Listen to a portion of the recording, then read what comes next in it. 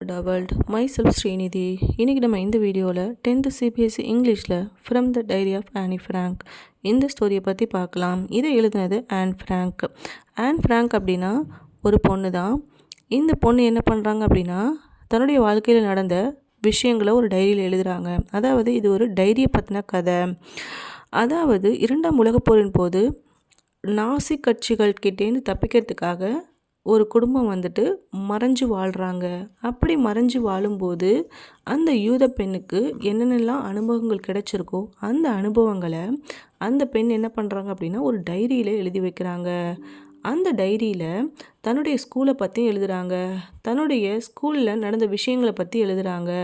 அது மட்டும் இல்லை, தன்னோட ஸ்கூலில் தனக்கு ஒரு ஆசிரியர் தண்டனை கொடுத்ததை பற்றியும் எழுதுகிறாங்க.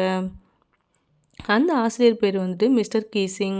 மிஸ்டர் கீசிங் இந்த பெண், அதாவது இந்த யூத பெண் ஆன் ஃப்ராங்க் அதிகமாக பேசிக்கிட்டே இருக்கிறதுனால என்ன பண்ணுறாங்க, நீ ஒரு சேட்டர் பாக்ஸ் அப்படிங்கிற தலைப்பில் ஒரு கட்டுரை எழுதிட்டு வர சொல்கிறாங்க. அதாவது ஒரு பனிஷ்மெண்ட்டாக இந்த விஷயத்தை அந்த பொண்ணுக்கு அந்த டீச்சர் தராங்க.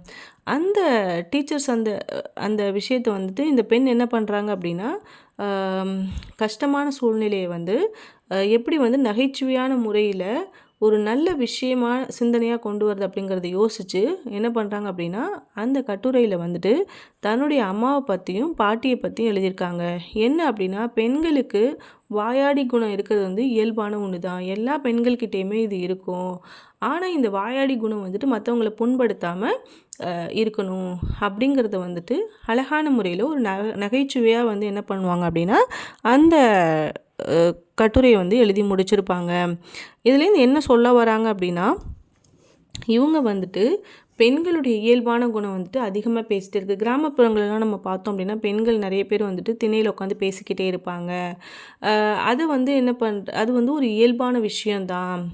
இது ஆசிரியருக்கு இது எப்படியாச்சும் புரிய வைக்கணும் அப்படின்னு சொல்லிட்டு அவங்க தன்னுடைய பாட்டியை பற்றியும் அம்மாவை பற்றியும் ஒரு கட்டுரையாக எழுதி தராங்க. இதை பார்த்துட்டு அந்த ஆசிரியரும் சந்தோஷப்பட்டு தண்டனையை குறைச்சிடுறாங்க.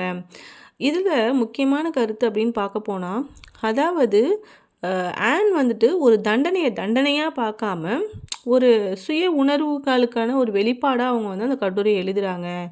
அதாவது தனக்கு ஒருத்தவங்க தண்டனை கொடுத்துட்டாங்க, தன்னை ஒருத்தவங்க அவமதிச்சிட்டாங்க அப்படின்னா அதை நம்ம அப்படியே எடுத்துகிட்டு பழிவாங்கிறத விட்டுட்டு ஒரு சைக்காலஜிக்கல் ரீதியாக அதை நம்ம எப்படி மாற்றலாம், நம்மளுடைய மனநிலையை அதை எப்படி மாற்றிக்கலாம் அப்படிங்கிற விஷயத்தில் அவங்க கவனம் செலுத்துகிறாங்க. இதுலேருந்து என்ன தெரியுது அப்படின்னா நம்ம எப்படிப்பட்ட கடினமான சூழ்நிலையாக இருந்தாலும் அதை நம்ம நம்மளுடைய புத்திசாலித்தனத்தின் மூலியமாக ஒரு நல்ல ஆக்கப்பூர்வமான வழியில் அதை கொண்டுட்டு வரலாம். ஒரு ஆக்கப்பூர்வமான சிந்தனை மற்றும் இல்லாமல் ஒரு துணிச்சலான ஒரு முடிவு அதை மனசில் வெறுப்பான முறையில் நம்ம வளர்த்துக்காமல் மனசை கஷ்டப்படுத்திக்காமல் நம்ம என்ன செய்யணும், ஆக்கப்பூர்வமான முறையில் நம்ம சிந்தித்தோம் அப்படின்னா நிச்சயமாக நம்மளுக்கான வெற்றி வழி ரொம்பவே அருகாமையில் இருக்குது அப்படிங்கிறத இந்த பெண் டைரியில் தனக்கு நடந்த ஒரு வாழ்க்கை அனுபவத்தை எழுதியிருக்காங்க. தேங்க்யூ.